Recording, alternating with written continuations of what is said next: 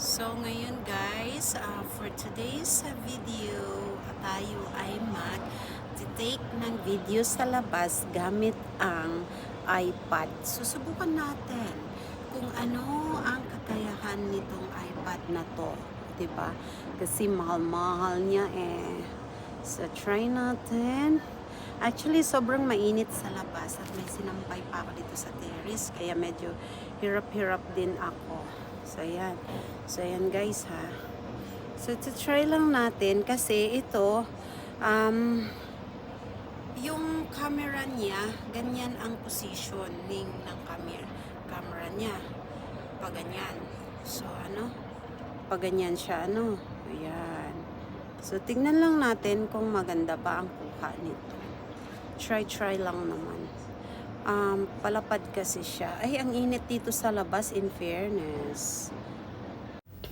So, ayan guys, aking sinusubukang mag-take ng video dito sa iPad. Kasi nalilito ako sa paggamit nitong 10 Gen na to. Kasi yung yung camera niya, pagka yung nakatayo siyang paganyan, siya, yung camera nasa ibabaw. Pero pag ganitong tayo niya, ang camera nasa gilid siya, sa right side, dito side sa akin. Ito yung right, syempre. So, syempre dahil mirror, mirror yan, nasa kabila yung tingin nyo dyan. Pero ayan siya, no? Kaya naiinis ako kasi nga, bakit ganun? Tapos pag hindi ako titingin sa camera, ang mangyayari, pag titingin ako sa screen, parang nakatingin ako sa ibang parte, parang ganun. So, ang ginawa ko, sa camera lang talaga ako tumitingin para, ganyan, nakikita ko siya na yung tingin ko diretso. Sa camera ako nakatingin ngayon. Kasi pag lilihis ako ng tingin sa iba, wala na.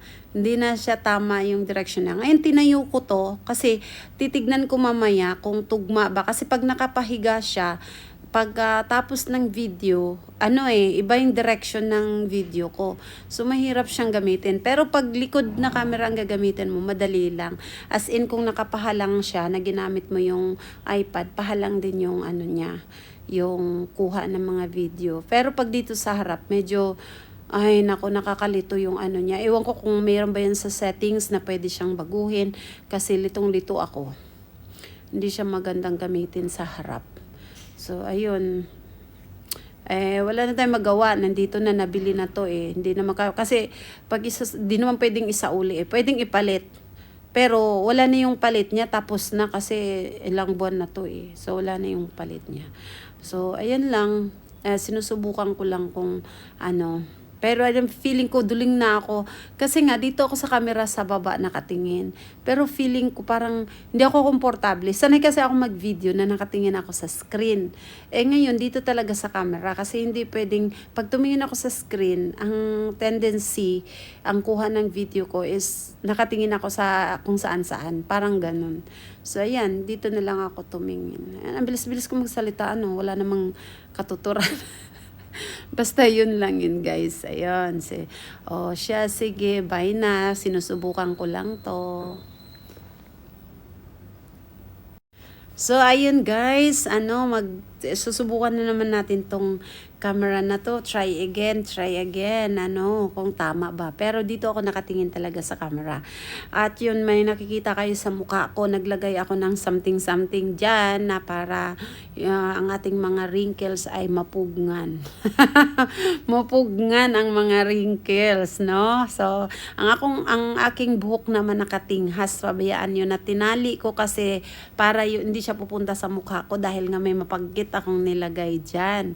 So, kaya ganyan siya. Natinghas ang buhok. Hayain na. Ayun. So, yun na nga guys, no? Subukan ko ulit ito kung ano ang kahihinatnan. Kasi nga, pagka nag-try na ako ng ilang beses, pagkatapos, i-upload ko kasi sa YouTube. Tapos, ang ending niya, hindi maganda yung pagkakakuha dahil baliktad yung aking video. Hindi naman siya baliktad, pero, alam mo yun, hindi tama ang direction. So ayan, tinry ko ulit na mag-take dito. Subukan lang natin. Tapos ito putol-putol nga siya. So ang gagawin ko, i-edit ko naman at pagdudugtong-dugtungin ko para medyo mahaba. Ano.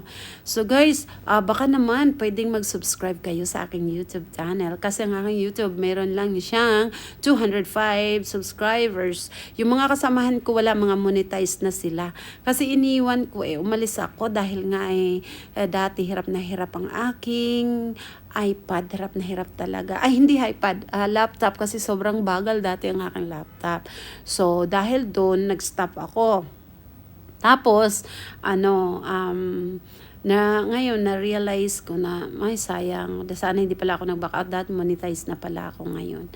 Kasi meron na nga kaya akong isang video diyan na may patalastas siya.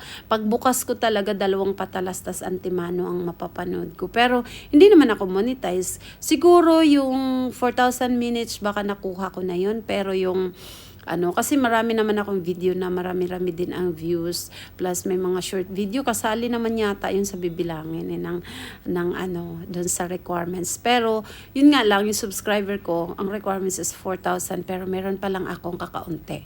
Konti pa lang ang aking tawag nito, ang aking subscribers, kasi 205 lang siya. So sa mga may puso dyan at mga warrior, mga keyboard warrior, baliktad pala ako, baka gusto nyong pindutin ang subscribe button sa inyong mga gadget. Ayan guys sige na po, i-ano nyo na po yan, ipindot nyo na para makapag-subscribe kayo sa akin. At shout out to my to my subscribers from California. Meron dyan, nakalimutan ko anong niya, ano ba yun? I'm sorry, I forgot what's your YouTube name and your email. You subscribe on my YouTube channel, so thank you very much.